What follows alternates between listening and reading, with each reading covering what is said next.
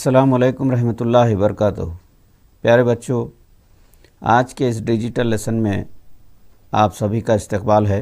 तो बता सकते हैं कि किसी मुल्क को बेहतर हुक्मरानी के लिए किस चीज़ की ज़रूरत पड़ती है।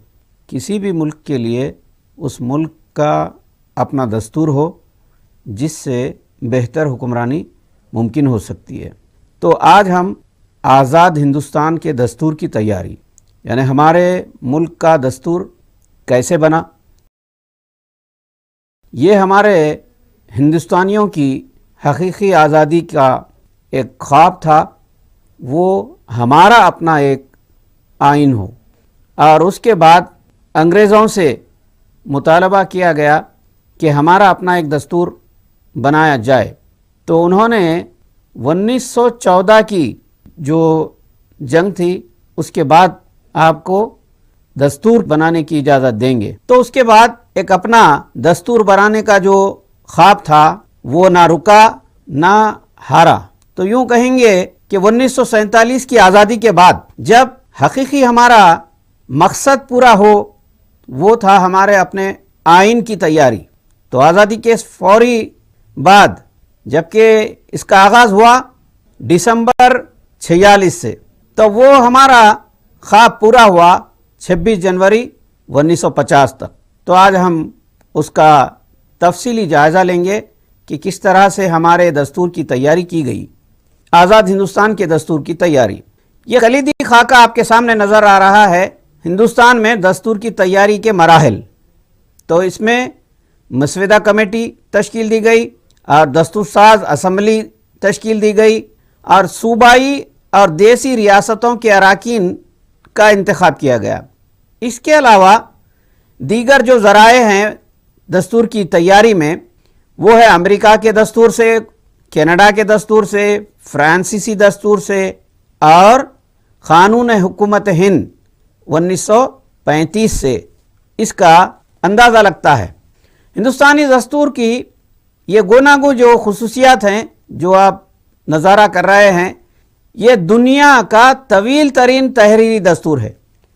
इसमें कमज़ोर और अक़लियतों का तहफ़्फ़ुज़ शामिल है, वाहिद शहरियत है, मरबूत अदलिया का निज़ाम है, सदारती और पार्लिमानी निज़ाम और वफाकी व वहदानी खुसूसियत, मुश्तरका सिविल सर्विस का निज़ाम, बुनियादी फ़राइज़ और बुनियादी हुकूक़। और एक ख़ास खूबी ये है कि हिंदुस्तान के दस्तूर की वो है लचकदार दस्तूर, रहनुमायाना उसूल। ये दस्तूर की नुमायाँ खुसूसियात हैं। तो अब आगे हम एक एक का तफसीली जायज़ा लेंगे। ये है हमारे भारत का कॉन्स्टिट्यूशन। अब ये कॉन्स्टिट्यूशन क्या है, दस्तूर क्यों ज़रूरी है और दस्तूर क्या बताता है, उसकी तारीफ क्या है, वो देखेंगे हम। किसी मुल्क का दस्तूर वो बुनियादी उसूल और ढांचा मुहैया करता है जिसके मुताबिक ममलिकत काम करती है और कौम का मुस्तकबिल तामीर होता है। इस तरह दस्तूर के दो मकासद हैं। पहला ये कि शहरियों के रोल और हुकूक को मुतय्यन करना और हुकूमत और उसके आज़ा यानी मुखन्नना, आमिला और अदलिया की साख्त और इख्तियारात को मुतय्यन करना वगैरह। दूसरा ये कि मुस्तकबिल के माशरे की हैयत का तयन करना जो मुल्क और समाज की मुश्तरका कोशिशों से तामीर होता है।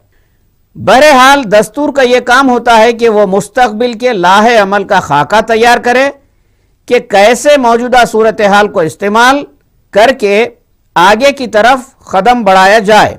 तो क्या हम देखें कि दस्तूर के दो बुनियादी मकासद हैं।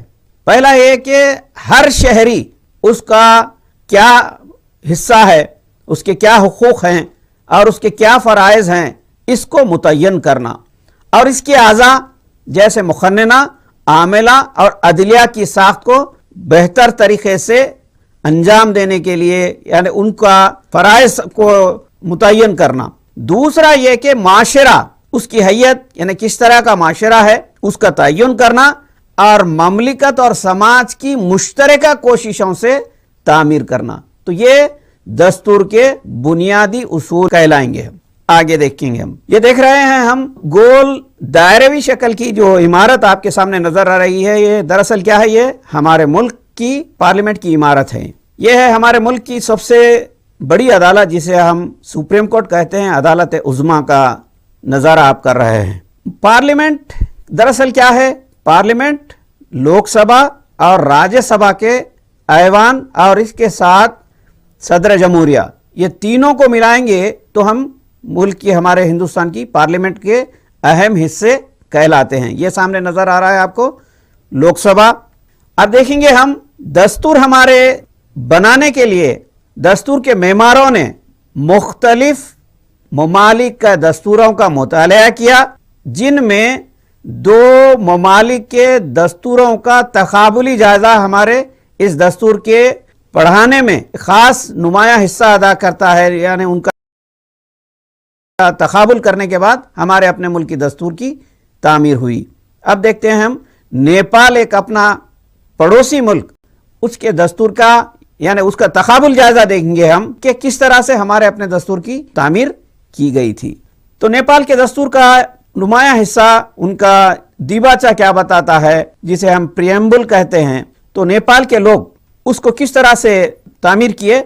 हम नेपाल के अवाम जो मुख्तदिर व मुख्तार ममलिकत है, 2007 से कबल यानी 1951 से अब तक नेपाली अवाम की तारीखी जद्दोजहद और अवामी तहरीकों के ज़रिए तश्कील दिए गए अवामी मंशूर का एहतराम करते हैं, जो जमहूरियत, अमन और तरक्की की हिमायत करता है। अहद करते हैं कि ममलिकत की तरक्याती तामीर का, ताकि मुल्क में मौजूदा तबक़ाती, नस्ली और जिनसी इम्तियाज़ पर मबनी मसाइल हल किए जाएँ। हम हुक्मरानी के कसीर जमाती मुसाबक़ती निज़ाम, शहरी हुकूक़, बुनियादी हुकूक़, इंसानी हुकूक़, बालिग राय दही, मियादी इंतखाबात, सहाफ़त को मुकम्मल आज़ादी, आज़ाद अदलिया, क़ानून की हुक्मरानी, तसव्वुर के बेशमुल जमहूरी इक़दार और उसूलों पर एतमाद कुल्ली का इजहार करते हैं।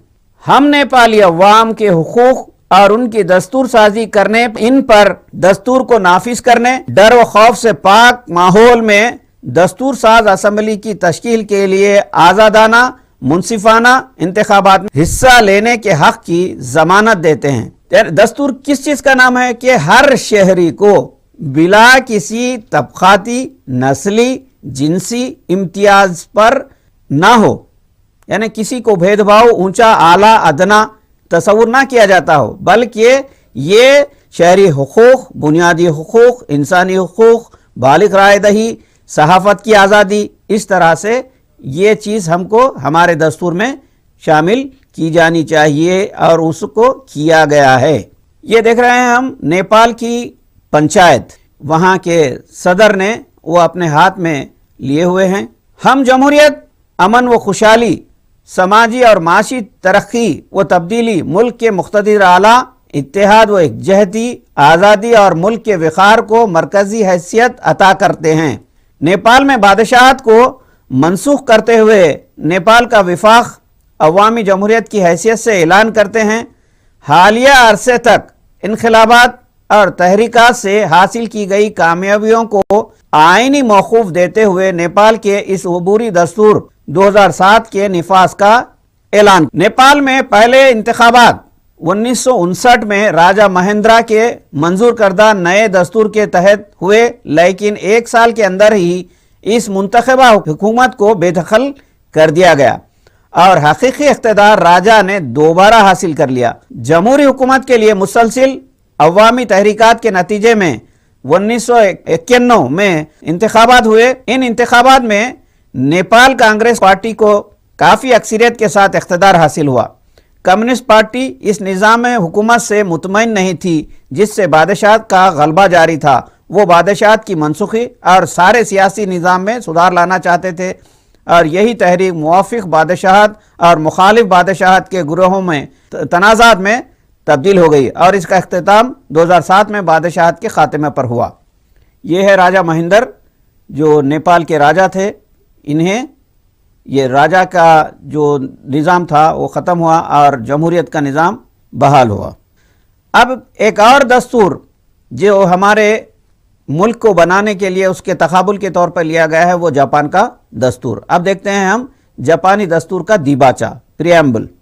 हम जापान के अवाम नेशनल डाइट हमारे मुंतखब नुमाइंदों के ज़रिए अज़म करते हैं और हमारी आइंदा नस्लों के लिए तमाम कौमों के साथ अमन और ताउन के समरात में इस सरजमीन पर आज़ादी की नेमत के तहफ़्फ़ुज़ का और तय करते हैं कि हुकूमती सतह पर आइंदा कभी जंग के हौलनाकियों की तरफ ना जाएंगे और ऐलान करते हैं कि अवाम ही इख्तिदार आला के मालिक होंगे और दस्तूर को पूरे इस्तिक़लाल से नाफिज करेंगे। तो क्या कहा गया, एक जिसमें नेपाल का दस्तूर और दूसरा जापान का दस्तूर, दोनों में एक चीज़ यहाँ पर हमको देखने में आती है।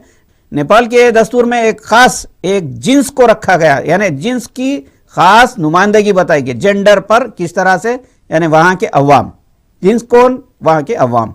और जापान के दस्तूर में वहाँ का अमन, इसमें क्या है, दो चीज़ें समझ में आ रही हैं हमको, एक में जेंडर और दूसरे में अमन का ताउन के सम्राट को किस तरह से हासिल करेंगे, यानी सरजमीन पर आज़ादी की नेमत और अमन के साथ उसका तहफ़्फ़ुज़ किस तरह तय करती है। क्या है वो अमन, आइंदा कभी जंग की हौलनाकियों की तरफ ना जाएंगे। तो ये है जापान की डाइट हमारे नज़ारे पर। हाँ, जापान के दस्तूर के साथ साथ उनका प्रियम्बल क्या बताता है, हुकूमत अवाम का मुक़द्दस एतमाद जिसका इख्तियार अवाम से हासिल होता है और अवाम के नुमाइंदे इन इख्तियारात का इस्तेमाल करते हैं और इसके सम्राट से अवाम बहरावर होते हैं और ये इंसान का आफाकी कुलिया है जो इस दस्तूर की असास है। इस दस्तूर के ज़रिए तमाम मुतनाज़ा दसातीर, क़वानीन, अहकाम और फरमानों को मुस्तरद और मनसूख करते हैं। हम जापानी अवाम दायमी अमन की तमन्ना करते हैं और इंसानी रवाबित व ताल्लुक़ात को बाकी रखने वाले आला अक़दार का गहरा शऊर रखते हुए दुनिया के अमन पसंद लोगों की ईमानदारी, इंसाफ पर भरोसा करते हुए अपनी बका और सलामती का अज़्म करते हैं। हम चाहते हैं कि दुनिया से जुल्म व इस्तिबदाद का ग़ुलामी, तशद्दुद, अदम रवादारी का ख़ात्मा करने वाले और अमन के तहफ़्फ़ुज़ की जद्दोजहद करने वाले बैनुल अक़वामी समाज में हमको बावक़ार मुक़ाम हासिल हो। हम तस्लीम करते हैं कि दुनिया के तमाम लोगों को खौफ व मोहताजी से आज़ाद होकर पुरअमन ज़िंदगी गुजारने का हक़ हासिल है। हमारा एखान है कि सियासी अखलाकियात के क़वानीन आफाकी हैं, कोई एक अकेली कौम इसकी ज़िम्मेदार नहीं। इन क़वानीन का एहतराम व इताअत करना ऐसी तमाम कौमों पर लाजिम है, अपने इख्तिदार आला की बका के मुतमन्नी हैं और दीगर कौमों के साथ मुनसफ़ाना रवाबित इस्तेवार करना चाहिए। हम जापान के अवाम अपने तमाम तर वसाइल को बरवकार लाते हुए बरतर नज़रियात और मकासद की तकमील करते हुए अपनी कौमी वक़ार को बुलंद करने का अहद करते हैं। तो अब हमने देखा कि दोनों दस्तूरों को किस तरह से जायज़ा लेते हुए हमारे अपने दस्तूर को हमारे अपने कौमी रहनुमाओं ने मुरत्तिब किया, तरतीब दिया, बनाया और अपनी आरजुओं को पूरा किया और हमारा हकीकी जो मकसद था वो दस्तूर की तैयारी पर मुकम्मिल हुआ। तो अब देखते हैं हम आज़ाद हिंदुस्तान की दस्तूर की तैयारी किस तरह से हुई। दस्तूर साज असम्बली ने दस्तूर हिंद को तैयार और मंजूर किया। हिंदुस्तानी अवाम की बरतानवी हुकूमत से आज़ादी की तवील जद्दोजहद का इख्तिताम था।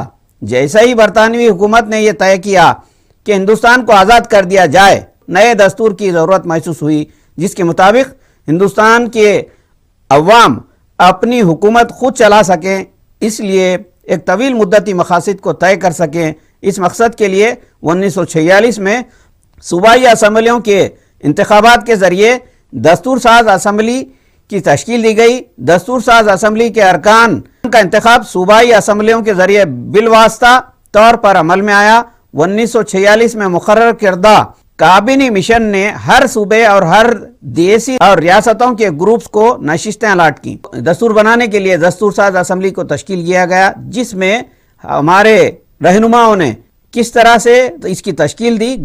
इस मकसद के लिए 1946 में सूबाई असम्बलियों की इंतखाबात के ज़रिए दस्तूर साज असम्बली तश्कील दी गई। दस्तूर साज असम्बली के अरकान का इंतखाबी सूबाई असम्बलियों के ज़रिए बिलवास्ता तौर पर अमल में लाया। 1946 में मुकर्रर करदा काबीनी मिशन ने हर सूबे और हर देसी रियासत में और रियासतों के ग्रुप को नशिस्तें अलाट की। ये देख रहे हैं हम हमारे दस्तूर का प्रियम्बल दीबाचा जिसे हम कहेंगे, اس میں پوری آرزو ہندوستانیوں کے لیے اس میں شامل ہے، جس میں ہم ہندوستان کے عوام نے ایک نہایت ہی سنجیدگی کے ساتھ خود کو ایک مقتدر اعلیٰ سوشلسٹ غیر مذہبی عوامی جمہوریہ میں تشکیل دینے کا فیصلہ کرتے ہیں۔ شہریوں کے لیے انصاف، سماجی، معاشی، سیاسی آزادی، جس میں غور و فکر، اظہار خیال، عقیدہ، عبادات کی مساوات، مرتبہ اور مواقع کی تمام اخوت، بھائی چارہ کو فروغ دینے کا عزم کرتے ہوئے فرد کی عزت، وقار اور ملک کی سالمیت، اتحاد کا تیقن دیتے ہوئے اور اپنے دستور ساز اسمبلی میں آج یعنی 26 نومبر 1949 کے دن کو اپناتے ہوئے اس دستور کو خود اپنے آپ کو دیتے ہیں۔ یعنی ہمارے دستور کی یہ دیباچہ یہ صاف طور پر بتاتا ہے کہ ہم ایک مقتدر اعلیٰ ہیں، سوشلسٹ غیر مذہبی، غیر مذہبی کا مطلب سیکولر عوامی جمہوریہ ہے، اور یہ انصاف کی بات پھر آگے بتاتا ہے۔ کیسا انصاف؟ سماجی انصاف، معاشی اور سیاسی انصاف، آزادی کو فروغ دیتا ہے، جس میں کون سی آزادی؟ غور و فکر کی آزادی، اظہار خیال کی آزادی، عقیدے کی آزادی، عبادت کی آزادی۔ مساوات، مساوات کس چیز کی؟ مرتبے، مواقع تمام میں اخوت اور بھائی چارہ کو فروغ دینے کے لیے۔ تو اس طرح سے ہمارا دستور عزت اور وقار، ملک کی سالمیت، اتحاد کا تیقن دیتے ہوئے شروعات ہوئی، منظور ہوا یہ 26 نومبر 1949 کو۔ اس دن کو ہم یوم دستور کے طور پر بھی منا رہے ہیں۔ اور کیا بتاتے ہیں آخرکار؟ کہ ہم اس کو بناتے ہیں، خود وضع کرتے ہیں اور اپناتے ہیں، اور اس دستور کو خود اپنے کو دیتے ہیں۔ تو یہ یعنی دستور ساز اسمبلی کے انتخاب سے پہلے عارضی طور پر ان کو منتخب کیا گیا تھا۔ یہ دستور ساز عارضی چیئرمین تھے سچندرا سنہا، دو ایسی شخصیت جو ہمارے ملک کے دستور کی معماری میں نمایاں مقام رکھتے ہیں۔ یہ ایک جو نظارہ آپ کر رہے ہیں، جس میں ہیں راجندر پرساد صاحب اور بھیم راؤ امبیڈکر صاحب، جنہوں نے 7 رکنی کمیٹی کے صدر بھیم راؤ امبیڈکر صاحب ہیں، اور راجندر پرساد صاحب دستور ساز اسمبلی کے صدر نشین کہلاتے ہیں۔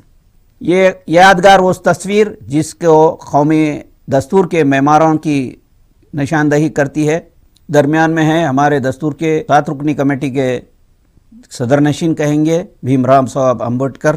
یہ دستور ساز اسمبلی کے پہلے اجلاس کی تصویر آپ کے سامنے، کانسٹیٹیوئنٹ اسمبلی آف انڈیا، اس کی پہلی میٹنگ۔ یہ خواتین جنہوں نے ہمارے دستور کو بنانے میں نمایاں کارنامے انجام دیے، وہ خواتین ظاہر نظر آ رہے ہیں آپ کے سامنے۔ اس کے مطابق صوبوں نے یعنی وہ علاقے جو راست برطانوی حکومت کے تحت تھے 292 ارکان کو منتخب کیا، اور تمام دیسی ریاستوں نے 93 ارکان کو منتخب کیا۔ اس پلان میں تیقن بھی دیا گیا کہ ہر صوبے میں 3 اہم طبقوں یعنی ارکان، کون کون سے وہ؟ یعنی ہندو، مسلم، سکھ اور دیگر ارکان، ان کی آبادی کے تناسب سے ہوں گے۔ تو یہ دستور ہمارا بنانے کے لیے ہر مذہب، ہر ایک کو نمایاں مقام عطا کیا گیا، جس میں ہندوستان میں رہنے والے اکثریتی طبقہ اور اس کے ساتھ اقلیتوں کو، جس میں سکھ اور مسلم اور عیسائی، یہ تمام کو ہر ایک کے لیے اپنے دستوری مراعات، دستوری گنجائشات اور فرائض، یہ تمام چیزیں اس میں شامل کی گئی ہیں۔ کونسل نے یہ تیقن بھی دیا کہ درج فہرست اقوام کی جانب سے 26 ارکان کی نمائندگی ہوگی۔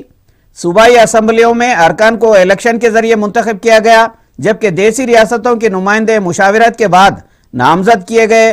بہرحال جملہ ارکان میں سے صرف 9 خواتین تھی۔ انڈین نیشنل کانگریس پارٹی تمام نشستوں میں 69% نشستیں حاصل کر کے سب سے بڑی پارٹی رہی، جبکہ مسلم لیگ نے اس کے بعد دوسرا مقام حاصل کیا، جس نے مسلمانوں کے لیے مختص نشستوں میں اکثر پر کامیابی حاصل کر لی۔ ابتدا میں دستور ساز اسمبلی میں سارے برطانوی ہندوستان کے ارکان تھے، لیکن 14 اگست 1947 کے بعد چونکہ ہندوستان اور پاکستان میں تقسیم ہو چکا تھا، پاکستانی علاقوں سے تعلق رکھنے والے ارکان پر مشتمل علیحدہ دستور ساز اسمبلی پاکستان کی تشکیل دی گئی۔ عام دستور ساز اسمبلی بالغ رائے دہی کے اصول پر منتخب نہیں ہوئی تھی، بلکہ بالواسطہ طور پر اس کا انتخاب عمل میں آیا تھا، اور مزید یہ کہ اس میں ہندوستانی سماج کے تمام طبقات کی نمائندگی تھی.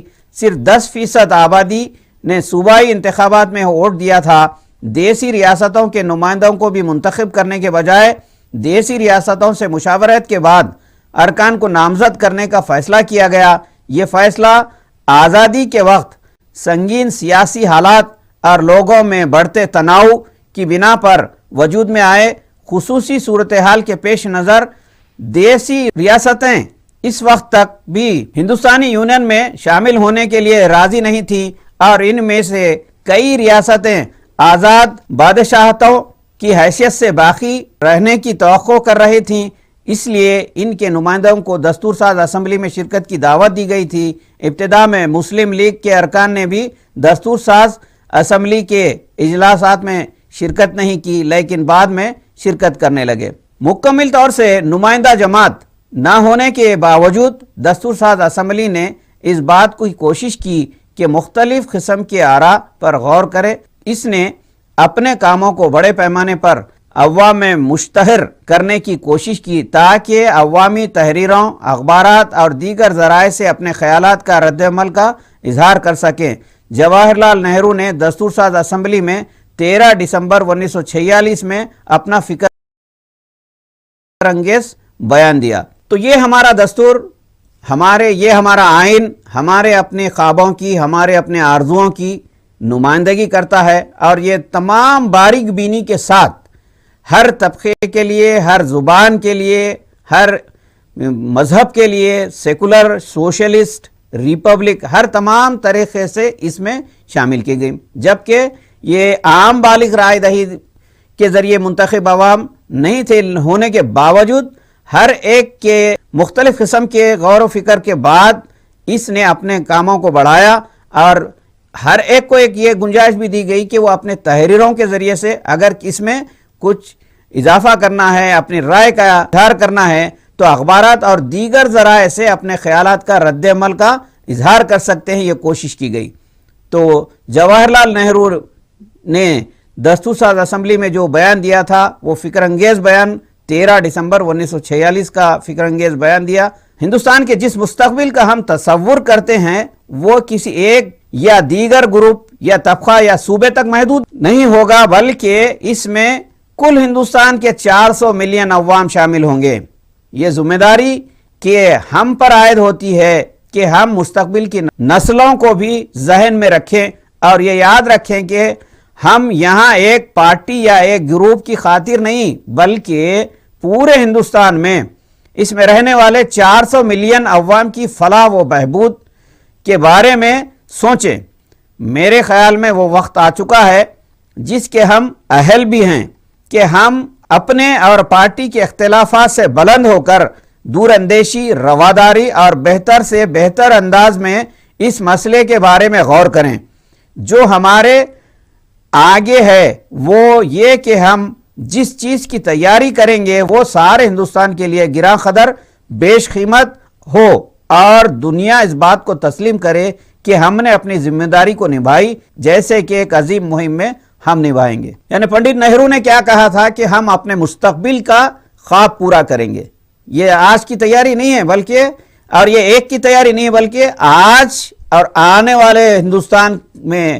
آج تو کیا ہے 400 ملین عوام ہیں، شامل ہیں، لیکن آنے والا معاشرہ، آنے والا مستقبل ہندوستان میں کتنے ہوں گے، کتنے عوام ہوں گے، ان سب کا ہم کو خیال رکھنا چاہیے. اور یہ بھی کہا گیا ہے کہ یہاں پر ہم کوئی ایک اپنی پارٹی کے اختلافات کو نہیں دیکھنا ہے بلکہ ان پارٹی کے اختلافات سے بلند ہو کر دور اندیشی کے ساتھ، رواداری کے ساتھ اور بہتر سے بہتر انداز میں ہم اس مسئلے کے بارے میں غور کریں گے اور ایسا دستور تیار کریں گے کہ وہ جو گراں قدر ہو اور بیش قیمت ہو اور دنیا اس بات کو تسلیم کرے کہ ہم اس اپنی ذمہ داری کو بحسن خوبی نبھائی ہے جیسا کہ ایک عظیم مہم میں ہم نبھانا چاہیے. ڈاکٹر امبیڈکر کی صدارت میں دستور کی ایک مسودہ ساز کمیٹی تشکیل دی گئی اور اس کا کام یہ تھا کہ وہ مختلف نقاط نظر پر غور کرتے ہوئے خطائی مسودہ تیار کرے. کئی اہم پہلوؤں بڑی تفصیل کے ساتھ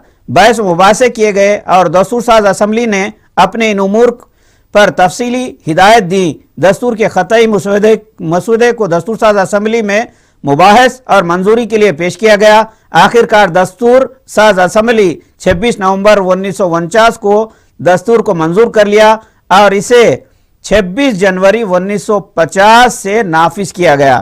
ذیل میں ہم دستور ساز اسمبلی کے چند اہم مباحث کا مطالعہ کریں گے تاکہ اس بات کا اندازہ ہو کہ ہم ان پہلوؤں کے لیے کیسے خطئی صورت گری کی گئی۔ اب یہ دیکھ رہے ہیں ہم تصویر میں کس طرح سے ہم اپنے تمام آرزوؤں کو پورا کیا۔ کیا ہے اس میں ایک لڑکی تھامے ہوئے مساوات لاؤ، سب سے اول قومی اتحاد اور ملک کو جدید بناؤ، عام لوگوں کو روزگار دو، ریاستوں کی خود مختاری، روایات کی خود مختاری۔ تو اس طرح سے ہندوستان کے دستور کو 26 نومبر 1949 کو منظور کیا گیا۔ یہ دیکھ رہے ہیں ہم ہمارے اپنے خوابوں کی تعبیر مکمل ہونے کو جا رہی ہے، جس پر جواہر لال نہرو اور دوسرے ذمہ دار وہ معتبر اور بلند پائے کے اشخاص جنہوں نے ہمارے اپنے دستور کو تیار کیا اور وہ خود اپنے آپ کو اس دستور کو لیتے ہوئے آپ کے سامنے نظر آ رہے ہیں۔ زیر نظر تصویر میں سردار ولبھ بھائی پٹیل اور دیگر دستور سازی کے معمار آپ کے سامنے نظر آتے ہوئے، بی آر امبیڈکر جنہوں نے اپنے اس انتھک کوشش کے بعد جنہوں نے اپنے دستور کو تیار کیا اور وہ دستور کو خود لیتے ہوئے بڑے فخر کے ساتھ دونوں قائدین کے پرمسرت چہرے ہم دیکھ رہے ہیں جنہوں نے اپنے خوابوں کی تعبیر کو مکمل کیا۔ اور یہی خوشی ہم ہر سال ہمارے اپنے ملک میں دیکھنے کو ملتی ہے، وہ ہے 26 جنوری کا۔ اس وقت کہ ہمارا دستور نافذ العمل ہوا، یہ ہے دلی کا وہ پریڈ جو ہمارے اپنے فخر، اپنے دستور کی تیاری کا فخر، اور ساری دنیا میں ہم نے یعنی کس طرح سے اپنی خوشی اور مسرت کا اظہار کرتے ہیں، اور جس سے اندازہ لگا سکتے ہیں کہ ہم نے کس طرح سے اپنے دستور کو بنایا۔ اور یہ خوشی اور ہم جو تہوار کے روپ میں جیسے کہ ہم 26 جنوری کو مناتے ہیں، یوم جمہوریہ کے طور پہ مناتے ہیں، جس میں ہر ایک کی آرزو اس میں شامل ہے، یہ نظارہ ہماری خوشیوں کا۔ یہ پریڈ آگے بڑھتے ہوئے فوجی ٹکڑیاں اور ہر ایک اپنا اپنا یعنی مظاہرہ کرتے ہوئے، اور اس میں بہترین نغمے اور خوشی سے اور قوم کی اتحاد کی نشانی ہم کو اس میں دیکھنے میں ملتی ہے۔ اس منظر کے ساتھ میں یہ دیکھ رہے ہیں ہم کس طرح سے اپنے پرچم کو بلند کیے ہوئے ہم نے اپنی خوشی کا اظہار کیا 26 جنوری ہمارے دستور کی تیاری کے ضمن میں۔ تو پیارے بچوں، ہم نے دیکھا کہ آج یعنی ہمارے دستور کو یعنی کن کن اصولوں کو اپناتے ہوئے مساوات، آزادی، اخوت، بھائی چارہ، غیر مذہبیت، جمہوری، تو یہ تمام صفات ہم نے اپنے خوابوں کی تعبیر کی ہے، یعنی ہم نے اپنے ملک کے آزاد ملک کے ہمارے اپنے دستور کو ہم نے بنایا۔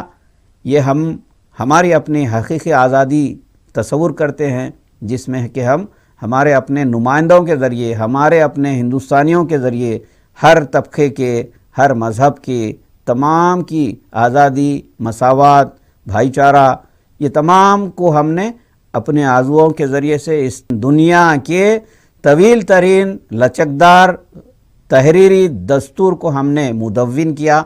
تو ہم یہیں پر اپنے اس سبق کو ختم کرتے ہیں اور اس سبق کا باقی حصہ